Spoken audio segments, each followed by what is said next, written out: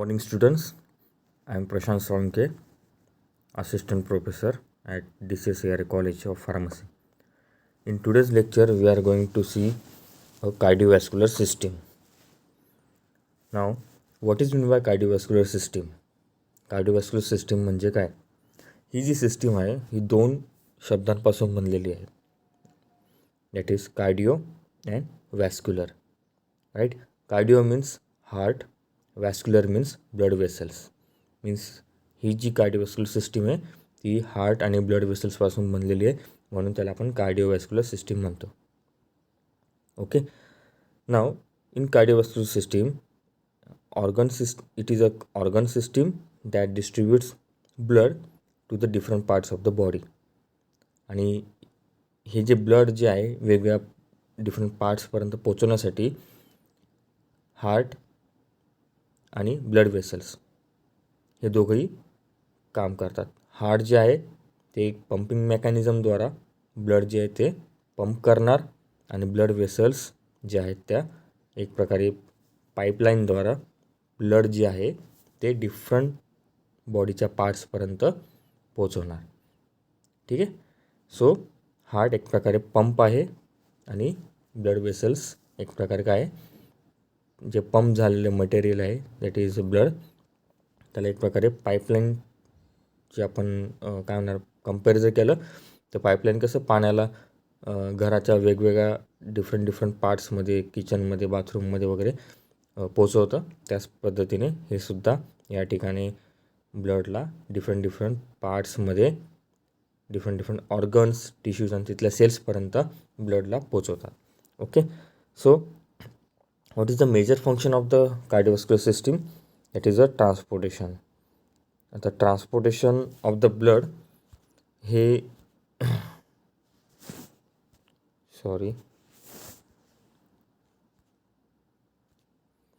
तर ट्रान्सपोर्टेशन जे आहे ते कुठल्या गोष्टींचं होतं? That is oxygen. जे ऑक्सिजनेटेड ब्लड आहे त्याला डिफरंट पार्ट्समध्ये पोचवणं आणि तिथल्या ज्या टिश्यूज असतील, सेल्स असतील त्यांना ऑक्सिजनचा पुरवठा करणं. त्याचप्रमाणे जे न्यूट्रियंट्स असतील त्यांना पोचवणं आणि सेलपासून जे वेस्टेज मटेरियल तयार केलेले सेल्सने, ठीक आहे, आणि कार्बन डायऑक्साईड तयार केलेलं आहे तर त्याला जे आहे त्यालासुद्धा ट्रान्सपोर्ट करणं सेलपासून to the excretory system and to the lungs. ठीक आहे.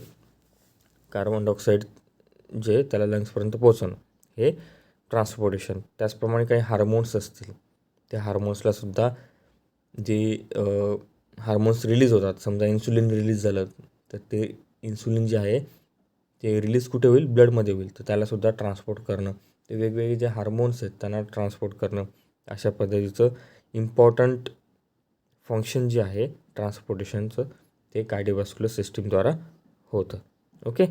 आणि या ठिकाणी आपण मागेसुद्धा डिस्कस केलं होतं की होमिओस्टॅसिस जे आहे ते मेंटेन करण्यासाठी कार्डिओवॅस्क्युलर सिस्टीम जी आहे ती खूप हेल्प करते. Okay. Now the force to move blood around the body is provided by pumping of the heart and the blood pressure.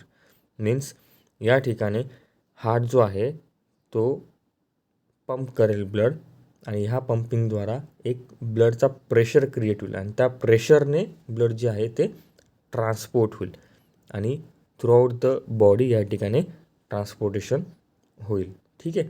So pumping mechanism of the heart and the blood pressure ह्या दोन्हीद्वारा या ठिकाणी एक force create होईल आणि blood जे आहे ते all over the body या ठिकाणी ट्रान्सपोर्ट होईल. Okay. Now this is the diagram of the heart. आता ओव्हरऑल तुम्ही हार्ट जर बघणार त्याची साईज किती आहे, आपली जी हाताची मूठ आहे, हात जो आहे त्याला जर आपण जर बंद केली, मूठ त्याची जर आवळली तर ॲप्रॉक्सिमेटली त्या साईजचा आपला हार्ट असतो. ठीक आहे. ॲप्रॉक्सिमेटली किती आपली जी मूठ आहे हाताची ती जर आपण आवळली तर ती जी साईज असेल त्या साईजची ॲप्रॉक्सिमेटली या ठिकाणी त्याचं काय म्हणणार आपण साईज असणार, शेप असणार त्याचा. ठीक आहे. आणि ओव्हरऑल वेट किती असणार आहे? लेस than pound, less than a pound. Okay, now it is enclosed within the inferior mediastinum, the medial cavity of the thorax and flank on each side of the lungs. Means हा याचं location कुठे आहे, मेडियस्टिनम जे आहे त्याच्या inferior part आतल्या साईडला, मागच्या साईडला प्रेझेंट असतो. ज्या ठिकाणी मेडियल कॅव्हिटी असते त्या कॅव्हिटीमध्ये हार्ट लोकेटेड असतो. आणि दोन्ही लंग्सच्या मध्यभागी या ठिकाणी हार्ट प्रेझेंट असतो. म्हणजे आता हा हार्ट आहे बरोबर, याच्या आजूबाजूला काय असणार आहे, या ठिकाणी अशा पद्धतीने लंग्स असणार आहे. ठीक आहे, आणि ही जी कॅव्हिटी आहे ही मेडियल कॅव्हिटी आहे. ठीक आहे, so that is the location of the heart. Now heart is enclose by a double wall sac which is known as a pericardium. Pericardium ही एक प्रकारे काय आहे, प्रोटेक्टिव्ह मेकॅनिझम म्हणजे एक प्रकारे प्रोटेक्शन करते, हार्टचं प्रोटेक्शन करते. पेरिकार्डियम लेयर असते ही आणि ती हार्टला एक प्रकारे प्रोटेक्ट करते. आता हे पेरिकार्डियम लेयर काय आहे, it is a superficial loosely fitted part which is called as a fibrous pericardium. ठीक आहे, त्याचं काम आहे प्रोटेक्शन अँड अँकर द हार्ट. ओके, आता आपण ह्या डायग्राममध्ये बघूया. आता हा हार्ट आहे, ह्याच्या आउटर लेअरचं तुम्ही बघणार, ही जी लेअर आहे ही काय आहे, पेरिकार्डियम. ही लेअर जी आहे ही काय आहे, पेरिकार्डियम. ठीक आहे, त्याच्या आतल्या साईडला काय आहे, एक कॅव्हिटी आहे आणि त्या कॅव्हिटीमध्ये काय आहे, पेरिकार्डियम फ्लूइड आहे. ह्या फ्लूइडचं काम काय आहे, फ्लूइडचं काम आहे टू प्रोव्हाइड अ या फ्लूइडचं काम काय आहे, to provide the frictionless moment of the heart. ठीक आहे, आता या ठिकाणी हे फायब्रस लेअर आहे, ही आउटर जी लेअर आहे ही काय फायब्रस लेअर आहे. त्याच्यानंतर या ठिकाणी ही फायब्रस लेअरचं कशी असते, थोडी स्लिपरी असते. ठीक आहे, आणि या ठिकाणी 2 लेअर सिरस पेरिकार्डियम याला आपण म्हणतो, 2 layer serous pericardium. The parietal layer lines the interior of the fibrous pericardium. This is the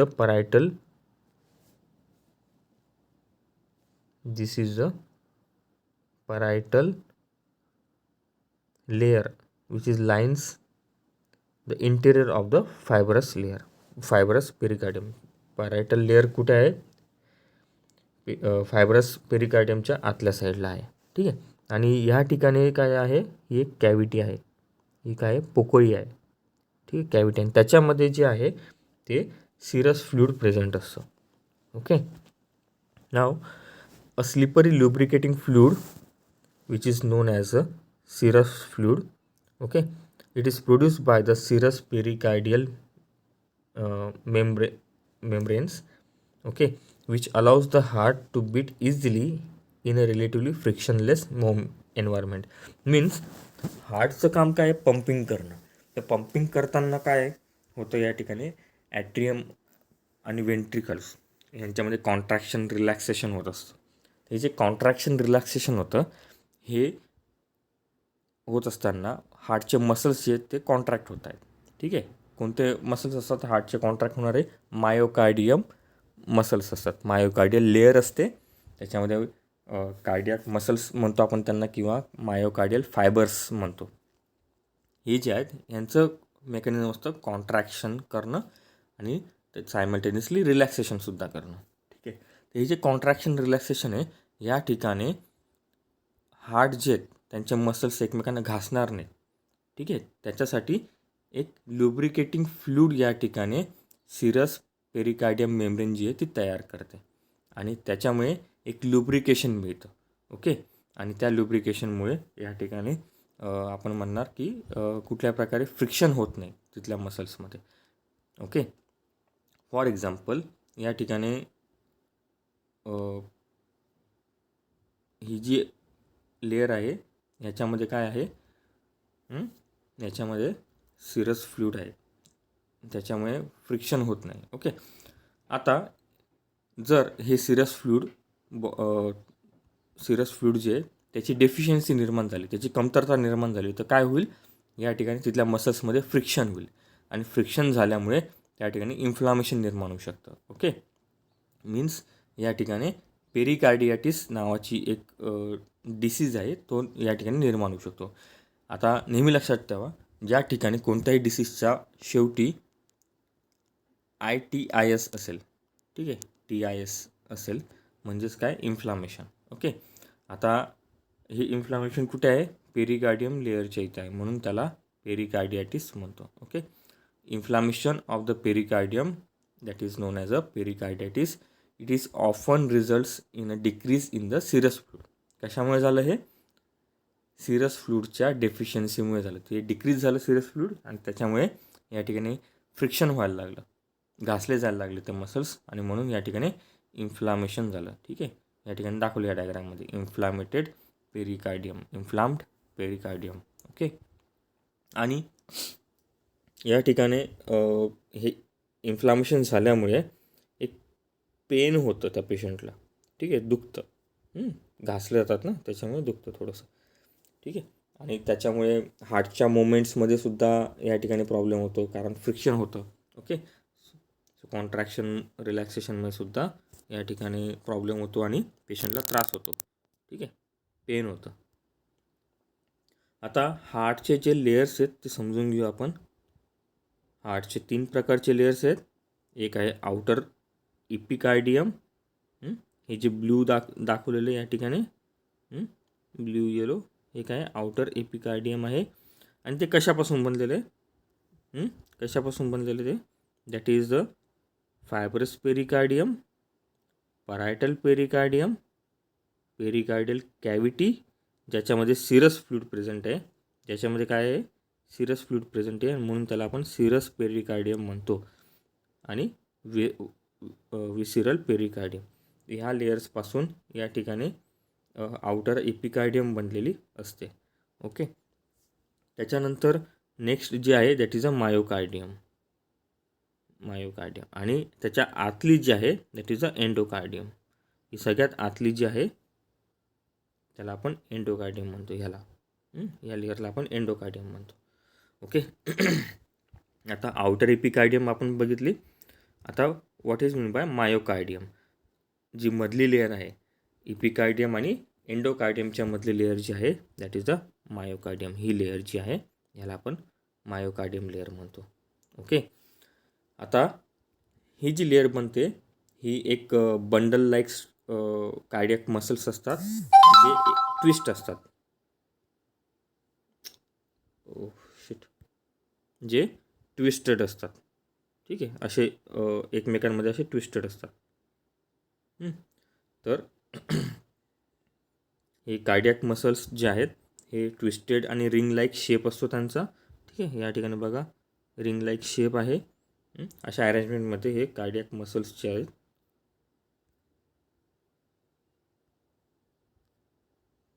ते या ठिकाणी प्रेझेंट आहेत. Okay, and this is the layer of the heart that actually contracts. हे जे cardiac muscles आहेत हे कुठे present आहेत, मायोकार्डियम लेअरमध्ये प्रेझेंट आहेत.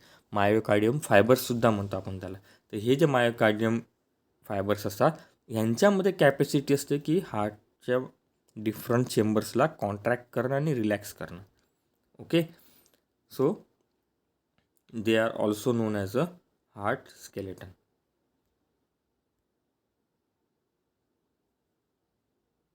Okay, now the next layer of the heart that is known as a endocardium. It is a thin glistering sheet of the endothelium cells. ठीक आहे, ही काय आहे, थिन ग्लिस्टरिंग शीट आहे एंडोथेलियल सेल्सपासून बनलेली आणि ती एकदम आतल्या साईडला आहे. सगळ्यात आतली जी लेअर आहे हार्टची ती कशापासून बनलेली आहे, एंडोथेलियम सेल्सपासून बनलेली आहे. आणि हे जे एंडोथेलियम सेल्स आहेत हे जेव्हा कंटिन्युअसली कनेक्टेड आहेत with the blood vessels that are living the heart and entering the heart. म्हणजे आपण जेव्हा आपल्या कॉलेजमध्ये लेक्चर झालं होतं तेव्हासुद्धा आपण डिस्कस केलं होतं हार्टची जी एंडोथेलियल लेअर जी आहे ती कंटिन्यू होते आणि ती कंटिन्यू होते त्याच्यापासून आर्च ऑफ एओर्टा बनतो, त्याच्यानंतर मग आर्टरीज बनतात. ठीक आहे.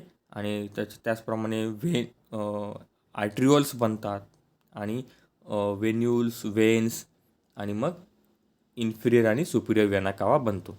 म्हणून या ठिकाणी म्हटलेले it is the continuous linings which connects the blood vessels which are living the heart, that is aorta and arteries, and entering the heart, that is the veins and Superior and inferior vena cava. ठीक आहे. मग ही जी layer असते ही continue असते. ठीक आहे. Endothelium सेल्सपासून बनलेली layer, that is a endocardium. ही एंडोथिलियल लेअर हार्टच्या इथं आहे म्हणून त्याला एंडोकार्डियम म्हणतो. ठीक आहे. आणि जेव्हा ते ब्लड वेसल्स बनतात त्याच्यापासून तेव्हा त्याला आपण एंडोथिलियल सेल्स म्हणतो. ठीक आहे. सो 3 लेअर पाहिले आपण, दॅट इज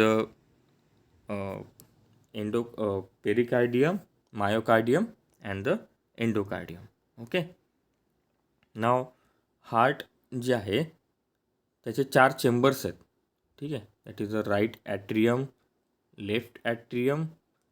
ठीक आहे. हे 2 चेंबर्स झाले. यांना आपण रिसिविंग चेंबर्स म्हणतो. चेंबर्स का म्हणतो?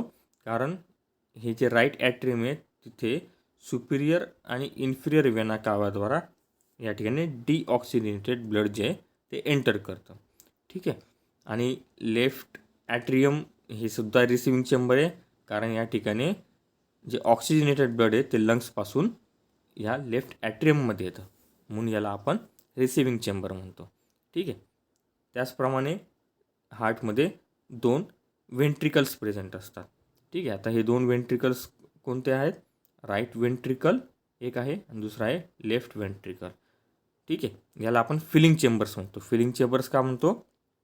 कारण आता हे जे राईट ॲट्रियममध्ये जे डिऑक्सिजनेटेड ब्लड एंटर केलेलं आहे, हे डिऑक्सिजनेटेड ब्लड जेव्हा ॲट्रियम फुल होईल, पूर्ण ब्लड भरेल या ठिकाणी ॲट्रियममध्ये, तेव्हा एक प्रेशर तयार होईल आणि इथे जी वॉल असते ती ओपन होईल आणि ब्लड जे आहे ते या राईट वेंट्रिकलमध्ये फिल होईल.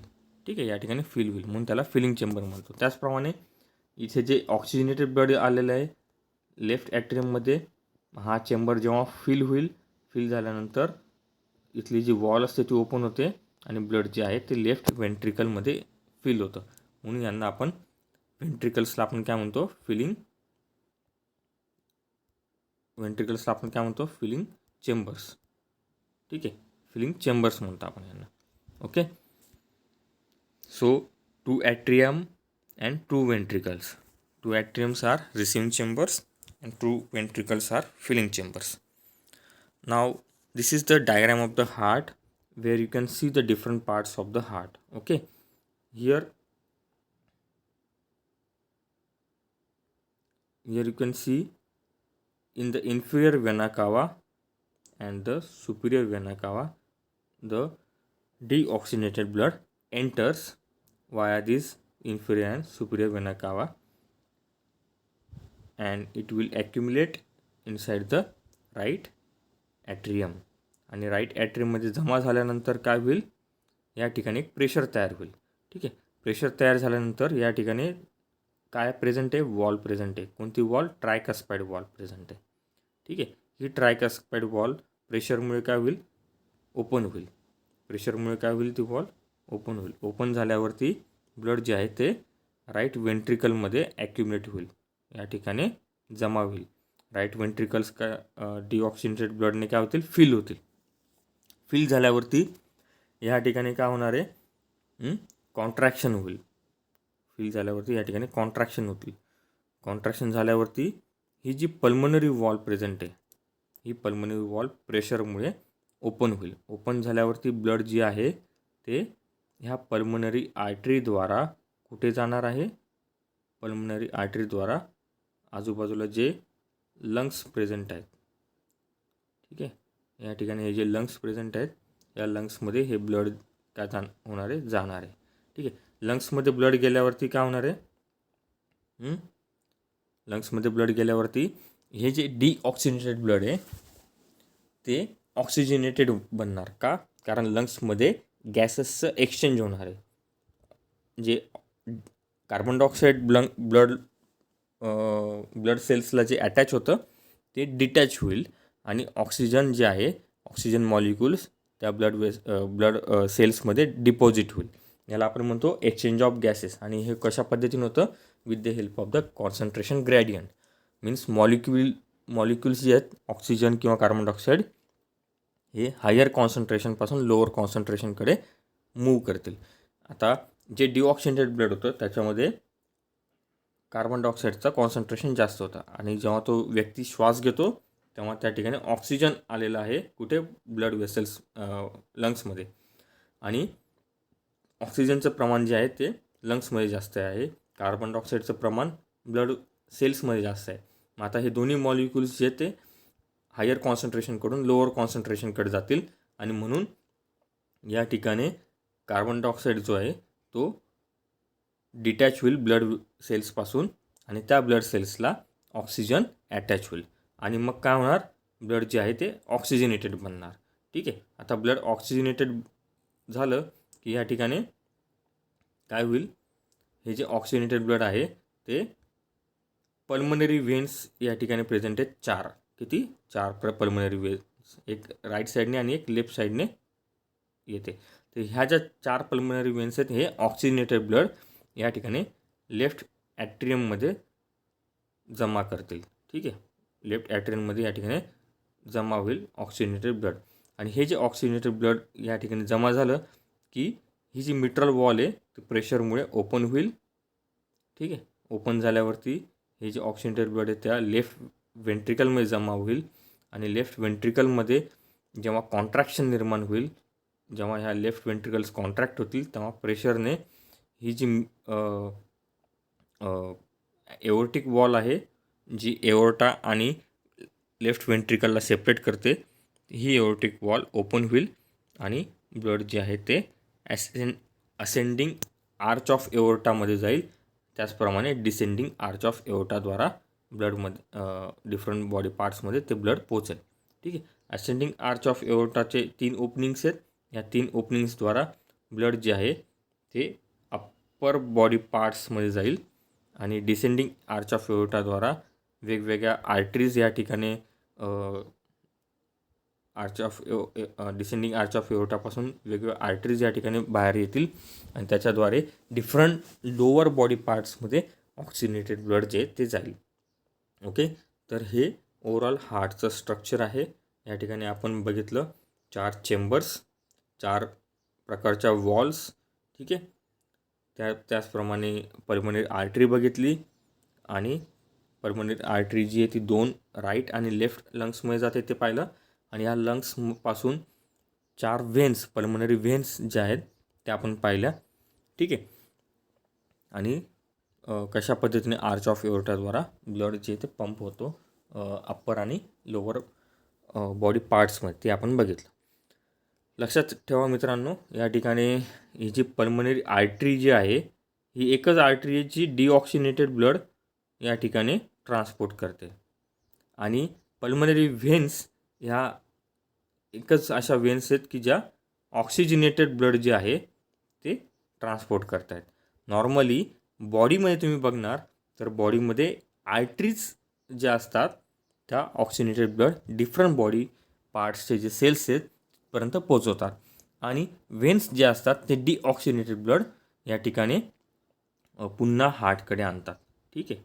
व्हेन्स पुन्हा डिऑक्सिजनेटेड ब्लड जे ते हार्टकडे आणतात with the help of Superior and inferior vena cava. Okay. फक्त पल्मनरी आर्टरी या ठिकाणी डिऑक्सिजनेटेड ब्लड ट्रान्सपोर्ट करते लंग्समध्ये आणि पल्मनरी व्हेन्स जे आहेत ते ऑक्सिजनेटेड ब्लड जे आहे ते पुन्हा हार्टकडे, लंग्सपासून हार्टकडे ट्रान्सपोर्ट करतात. हा मेजर डिफरन्स आहे. नॉर्मली बघणार तर व्हेन्स कधीच ऑक्सिजनेटेड ब्लड ट्रान्सपोर्ट करत नाही, तर ते डिऑक्सिजनेटेड ब्लड डिफरंट बॉडीच्या पार्ट्सकडून ट्रान्सपोर्ट करून पुन्हा हार्टकडे आणतात वाया Superior and inferior vena cava. ठीक आहे. बॉडीमध्ये जे डिऑक्सिजनेटेड ब्लड तयार झाले त्याला ट्रान्सपोर्ट करण्याचं काम नॉर्मली व्हेन्स करतात. ओके. आणि आर्टरीज हे जे ऑक्सिजनेटेड ब्लड आहे ते डिफरंट बॉडीच्या पार्ट्सकडे नेण्याचं काम करतं. So that is the major difference about the pulmonary artery and pulmonary veins and the normal arteries and normal veins in the body. Okay, now blood flows into the atria under low pressure from the veins and continues into the ventricles. Okay, म्हणजेच काय सांगितलं या ठिकाणी, high blood pressure कुठे असतं, जेव्हा oxygenated blood या ठिकाणी पंप होतं फ्रॉम द लेफ्ट वेंट्रिकल, तेव्हा हाय ब्लड प्रेशर असतो. ठीक आहे,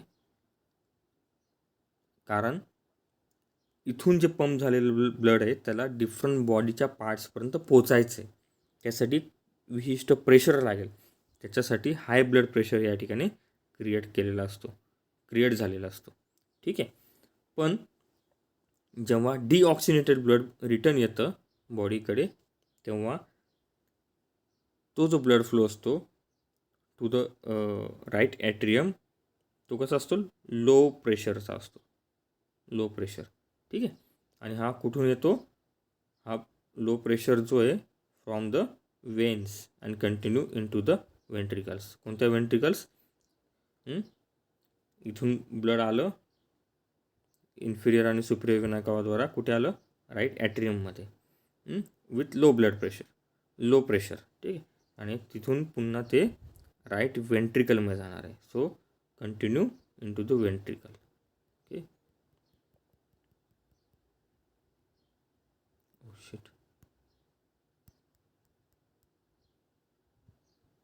okay, now next, that is the ventricles are thick walled discharging chambers and they are the pump of the heart.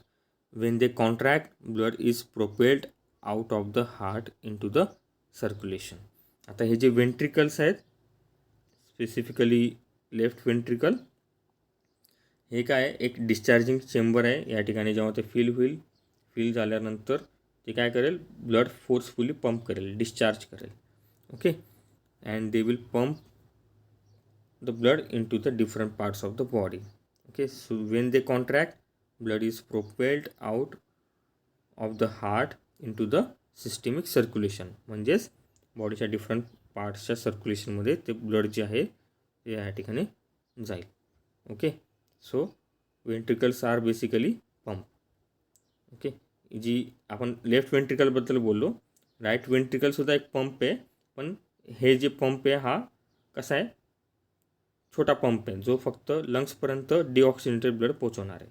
Okay, so this is the first pump, that is a right ventricle, आणि left ventricle it is the second pump which is the major pump which forcefully pump the blood in to the different parts of the body. Okay, now the right ventricle forms most of the heart anterior surface and left ventricle forms the apex. आता या ठिकाणी जे different chambers आहेत हार्टचे, 4 chambers आहेत. एक आहे right atrium, right ventricle, left atrium आणि left ventricle. तर हे जे 4 चेंबर्स आहेत हे कसे आहेत, एकमेकांपासून सेपरेट आहेत. ठीक आहे, एकमेकांपासून सेपरेट आहेत. हे कसं काय सेपरेट आहेत, हे सेपरेट आहेत with the help of the septum. ठीक आहे, आता हे जे 2 वेंट्रिकल्स आहेत राईट आणि लेफ्ट, हे सेपरेट आहेत एकमेकांपासून. कसं काय, with the help of the septum. ह्या सेप्टमला आपण म्हणतो इंटर वेंट्रिक्युलर सेप्टम. इंटर मध्यभागी सेप्टम आहे, इंटर वेंट्रिक्युलर 2 वेंट्रिकल्सला सेपरेट करणारं सेप्टम जे आहे that is known as a inter ventricular septum. ठीक आहे, हे झालं वेंट्रिकल्सच्या बाबतीत.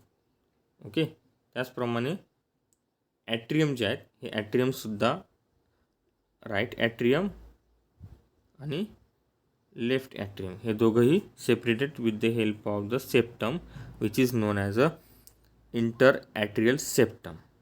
ओके, आणि हे सेप्टम्स जे आहेत ते ह्या वेंट्रिकल्स आणि ॲट्रियम्सला सेपरेट ठेवतात. Now the heart function as a double pump. ठीक आहे, तर कसं, एक जो पंप आहे that is the right side pump, right ventricle, it is works as a pulmonary circuit pump. जो जे डिऑक्सिनेटेड ब्लड आहे त्याला पल्मनरी आर्टरीद्वारा लंग्सपर्यंत पोचवतो, म्हणून त्याला आपण फर्स्ट पंप म्हणतो. ठीक आहे. हा सुद्धा एक पंप आहे जो डिऑक्सिनेटेड ब्लडला काय करतो, पंप करतो. ठीक आहे. आणि त्याला लंग्सपर्यंत पोचवतो. ओके. आता हे जे डिऑक्सिनेटेड ब्लड आहे ते कुठून येतं, Superior and inferior vena cava, ते जातं राईट ॲट्रियममध्ये, तिथून ते जातं राईट वेंट्रिकलमध्ये. आणि हे जे डिऑक्सिनेटेड ब्लड आहे मग हे पल्मनरी आर्टरीद्वारा पंप होईल आणि जाईल लंग्सपर्यंत. बरोबर. आता हे जे ब्लड आहे, the blood then pumps out through the pulmonary trunk which splits into the left and right pulmonary arteries. ही पल्मनरी आर्टरीमध्ये पंप झालं, तिथून ती सेपरेट होईल आणि दोन भागामध्ये स्प्लिट होईल, right and the left pulmonary artery. Okay. The pulmonary arteries then carry blood to the lungs. या ठिकाणी जे लंग्स प्रेझेंट असतील त्या ठिकाणी हे पल्मनरी आर्टरीज काय करतील, ब्लड पंप करतील. ओके. ज्या ठिकाणी काय होईल, लंग्समध्ये जे कार्बन डायऑक्साईड आहे तो तिथून डिटॅच होईल ब्लड सेल्सपासून आणि ऑक्सिजन जो आहे तो त्या ब्लड सेल्सला अटॅच होईल. ओके. नाव आता ते जे ब्लड आहे ते कसं बनलेले, ऑक्सिजनेटेड ब्लड बनलेलं, ऑक्सिजन असलेलं ब्लड. आता हे जे ब्लड आहे हे 4 ज्या पल्मनरी वेन्स आहेत त्याच्याद्वारे या ठिकाणी पुन्हा हार्टकडे येईल. हार्टकडे कुठे, in to the left atrium. Left ॲट्रियममध्ये ह्या 4 पल्मनरी वेन्सद्वारा, राईट पल्मनरी वेन्स आणि लेफ्ट पल्मनरी वेन्सद्वारा पुन्हा लंग्सपासून ते या ठिकाणी लेफ्ट ॲट्रियममध्ये जमा होईल. ठीक आहे. या ठिकाणी लेफ्ट ॲट्रियममध्ये जमा होईल. लेफ्ट ॲट्रियममध्ये जमा झाल्यावरती तिथून ते जाईल लेफ्ट वेंट्रिकलमध्ये आणि तिथून ते पुन्हा पंप होईल आणि जाईल ते डिफरंट बॉडी पार्ट्समध्ये. तर हे जे आहे याला आपण म्हणतो पल्मनरी सर्किट.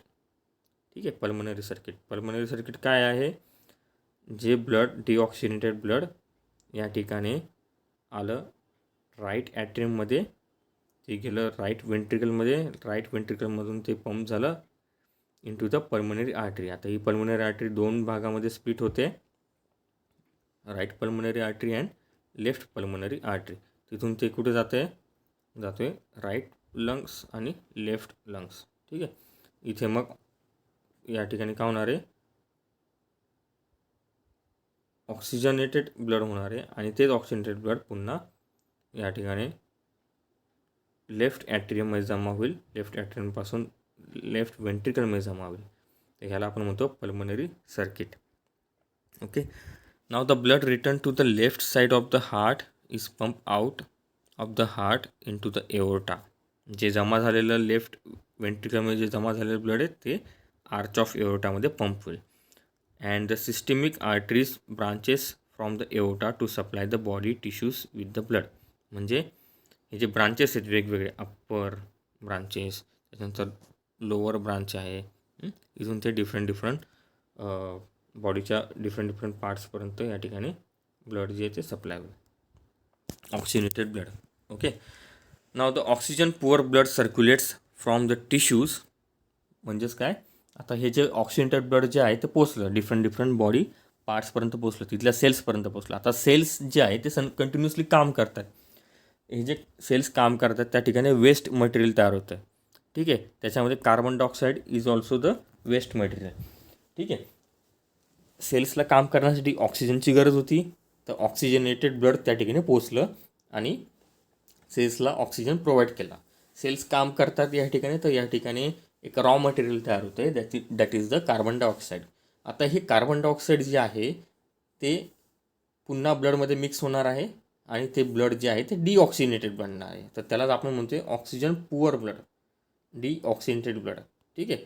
आता हे जे डिऑक्सिनेटेड ब्लड आहे हे पुन्हा हार्टकडे येणार आहे. ठीक आहे, ते कसं काय येईल? From the veins. ठीक आहे, आणि हे कुठे कुठे येईल? वेन्सद्वारा हे इन्फिरियर आणि सुपिरियर वेना कावाद्वारा हे कुठे येईल? राईट ॲट्रियममध्ये येणार आहे. सिस्टमिक सर्क्युलेशनद्वारा ते कुठे येणार आहे? Superior vena cava, inferior vena cava आणि राईट ॲट्रियममध्ये येणार आहे. आणि हे जे ब्लड आहे ते या ठिकाणी जमा होईल. ओके, आणि पुन्हा ते वेंट्रिकल्स राईट वेंट्रिकलमध्ये जाईल आणि पुन्हा ती प्रोसेस चालू होईल. पुन्हा हे ब्लड पल्मोनरी आर्टरीद्वारा कुठे जाईल? लंग्समध्ये जाईल. ठीक आहे, तर हे जे डिऑक्सिनेटेड ब्लड जे आहे ते या ठिकाणी ॲट्रियममध्ये जमा होते. तर ह्यालाच आपण काय म्हणतो आहे? Systemic circulation. ठीक आहे, ह्याला सेकंड सर्किट म्हणतो आपण, सेकंड सर्किट. ठीक आहे, सेकंड सर्किटमध्ये काय आहे? Left side of the heart, from the left side of the heart through the body tissue, through the different body tissue या ठिकाणी ब्लड पंप होते. आणि हे पंप झाल्यानंतर तिथल्या सेल्सला ऑक्सिनेटेड ब्लड मिळतो आहे. ऑक्सिनेटेड ब्लड मिळालं की त्या ठिकाणच्या सेल्स काम करत आहेत आणि पुन्हा कार्बन डायऑक्साईड रिलीज करत आहेत. हे कार्बन डायऑक्साईड जे आहे ते पुन्हा ब्लडमध्ये मिक्स होतं आणि डिऑक्सिनेटेड ब्लड जे आहे ते पुन्हा हार्टकडे येतं. तर याला आपण म्हणतो सिस्टमिक सर्क्युलेशन, ज्याच्यामध्ये ऑक्सिनेटेड ब्लड जे आहे ते सेल्सला प्रोव्हाइड झालं आणि सेल्समधलं डिऑक्सिनेटेड ब्लड जे ते पुन्हा हार्टकडे आलं. तर त्याला आपण म्हणतो systemic circulation. Okay,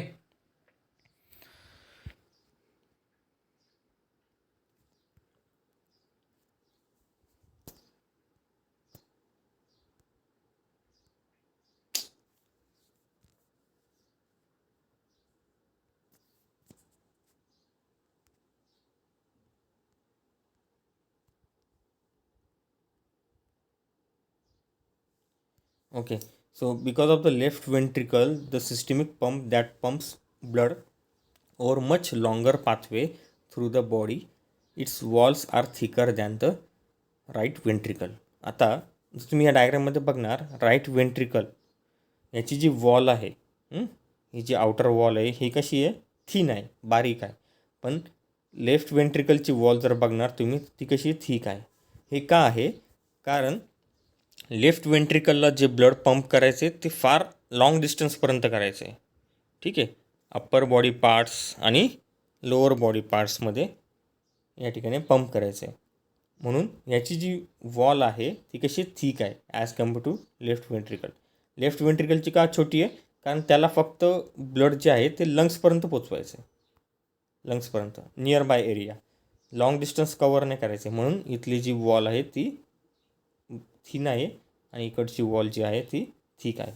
okay, so left ventricle it is the most powerful pump as compare to the right ventricle.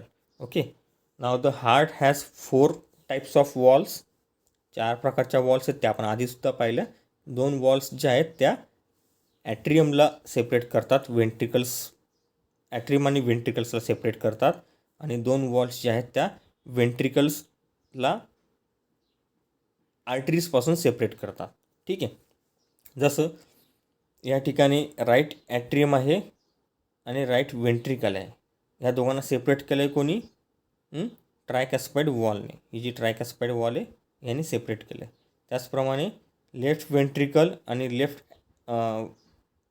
Left atrium आणि लेफ्ट वेंट्रिकलला कोणी सेपरेट केलं आहे? मिट्रल वॉलने सेपरेट केलेलं आहे. बरोबर, ह्या 2 वॉल्स आहेत की ज्या ट्रायकॅस्पाईड वॉल आणि मिट्रल वॉल ह्या राईट ॲट्रियम आणि लेफ्ट ॲट्रियमला राईट वेंट्रिकल आणि लेफ्ट वेंट्रिकलपासून सेपरेट करतात. त्याचप्रमाणे 2 अशा वॉल्स आहेत की ज्या वेंट्रिकल्स आणि आर्टरीजला सेपरेट करतात. जसं राईट वेंट्रिकल आहे आणि ही पल्मोनरी आर्टरी आहे. ह्याला सेपरेट करणारी वॉल कोणती आहे? पल्मोनरी वॉल आहे. ठीक आहे, त्याचप्रमाणे लेफ्ट वेंट्रिकल आहे आणि हा आर्च ऑफ एओर्टा आहे. आर्च ऑफ एओर्टासुद्धा काय एक प्रकारची मोठी आर्टरी आहे. ठीक आहे, याच्यापासूनच बाकीच्या आर्टरीज या ठिकाणी तयार होतात. ओके, तर ह्याला सेपरेट करणारी कोणती वॉल आहे? एओर्टिक वॉल आहे. एओर्टिक वॉल आहे. ठीक आहे. तर अशा ह्या टोटल 4 वॉल्स आहेत ज्या हार्टच्या वेगवेगळ्या चेंबर्सला आणि हार्टच्या चेंबर्सला आर्टरीजपासून सेपरेट करतात. ओके. Now the atrioventricular wall is present between the atria and the ventricles. On the left it is the bicuspid or the mitral wall, and on the right it is the tricuspid wall. ठीक आहे. ही काय आहे? बायकस्पाइड wall आहे आणि ही ट्रायकस्पाइड wall आहे. बायकस्पाइड वॉललाच आपण mitral वॉलसुद्धा म्हणतो. ठीक आहे. They are all anchored by the chordae tendineae. ठीक आहे. हे मसल्स असतात. कॉर्डाई टेंडिनल्स हे काय असतात? मसल्स असतात, जे ह्या ज्या वॉल्स आहेत त्यांना स्ट्रेंथ प्रोव्हाइड करतात की जेणेकरून बॅकफ्लो होऊ नये, म्हणून त्या पटकन बंद व्हायला पाहिजे, याच्यासाठी त्या मसल्स या ठिकाणी प्रेझेंट असतात. ओके. जे टाईटली क्लोज करतात त्या वेंट्रिकल्सला. When the heart is relax and blood is passively filling its chambers, the AV valve flap hang limply into the ventricles.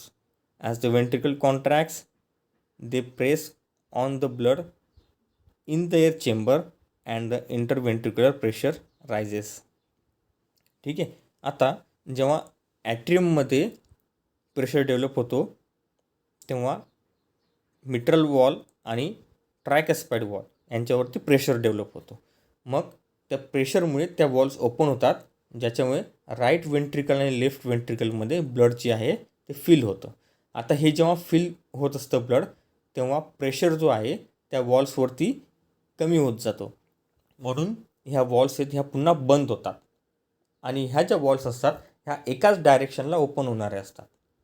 ठीक आहे. म्हणजे दरवाजा जो आहे आपला क्लासरूमचा दरवाजा आहे तो एकाच डायरेक्शनला ओपन होतो आणि क्लोज होतो. ठीक आहे. त्याच पद्धतीने या वॉल्स ज्या असतात त्या एकाच डायरेक्शनला ओपन होतात. प्रेशर क्रिएट झाला की ओपन होतात आणि ॲट्रियममधलं जे ब्लड आहे ते वेंट्रिकल्समध्ये पोचतं. आता हे जेव्हा ब्लड पोचत असतं तेव्हा ॲट्रियममधला प्रेशर जो आहे तो कमी होत असतो, म्हणून प्रेशर कमी व्हायला लागला की त्या वॉल्स ज्या त्या पुन्हा क्लोज होतात. ठीक आहे. ह्या क्लोज का होतात? कारण वेंट्रिकल्समधलं ब्लड जे ते पुन्हा बॅक फ्लो व्हायला नको, तर पुन्हा ॲट्रियममध्ये जायला नको, त्यासाठी त्या क्लोज होतात. ओके.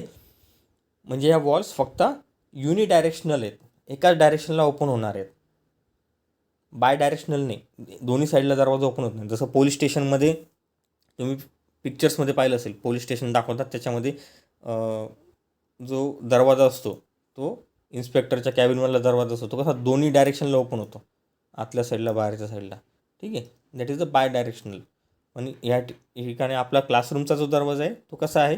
एकाच डायरेक्शनला ओपन होणार आहे. ठीक आहे. सो जेणेकरून ब्लडचा बॅक फ्लो पुन्हा वेंट्रिकल्सपासून ॲट्रियममध्ये नको जायला. Okay. So that is the walls, regarding the walls. Now in the next lecture we will see regarding the cardiac cycle. We will stop our today's lecture. Thank you for the listening.